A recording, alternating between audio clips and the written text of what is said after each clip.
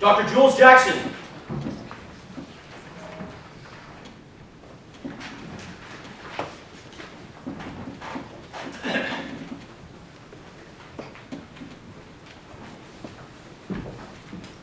Please raise your right hand.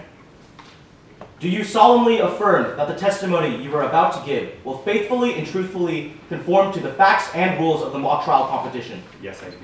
Please state your name, spelling the last for the court. My name is Dr. Jules Jackson. Jackson being spelled Jackson. Thank you very much. Go ahead and make yourself comfortable there. Your Honor, before we begin, may I request from the clerk the time remaining? Absolutely.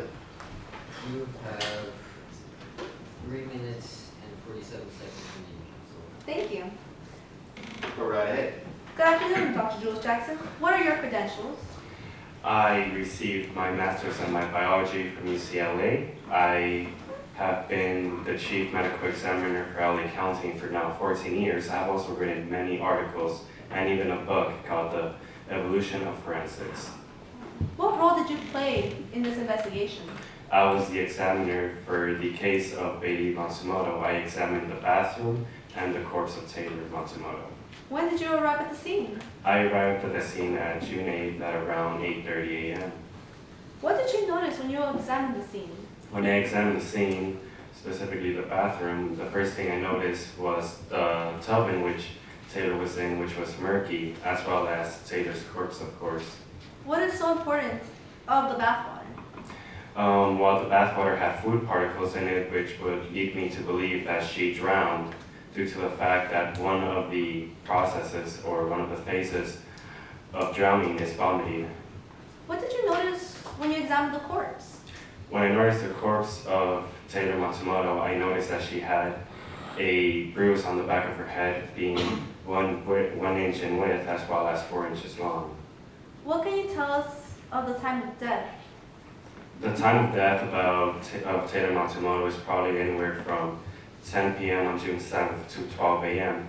I conclude this due to the lividity of Taylor Matsumoto's body. The lividity, for those who do not know, it is how the blood is drawn down towards the body due to gravity.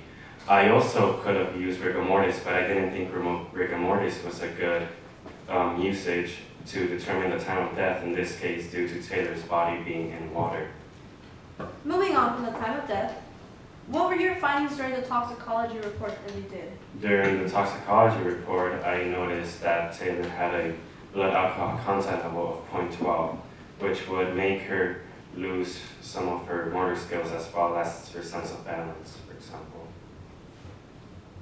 What were your findings during the autopsy?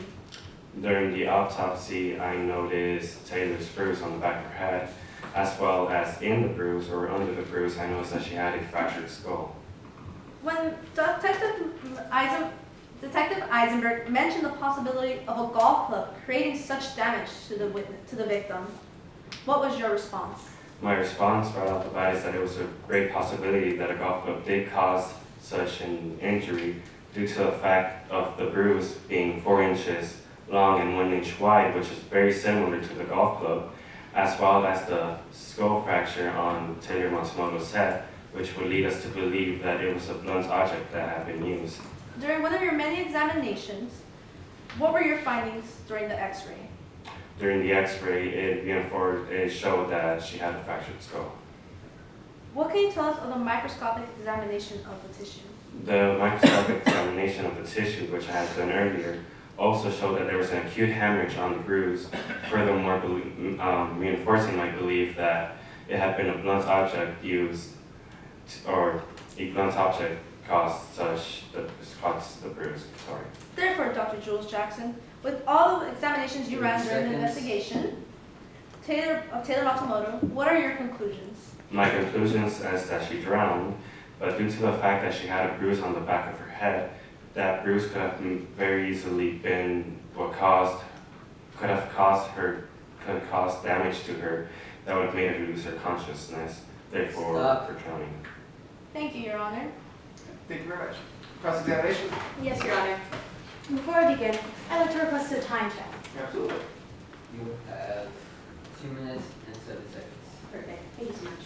May I proceed, Your Honor? You may. Good evening, Dr. Jackson. Now, I'd like to discuss time of death with you.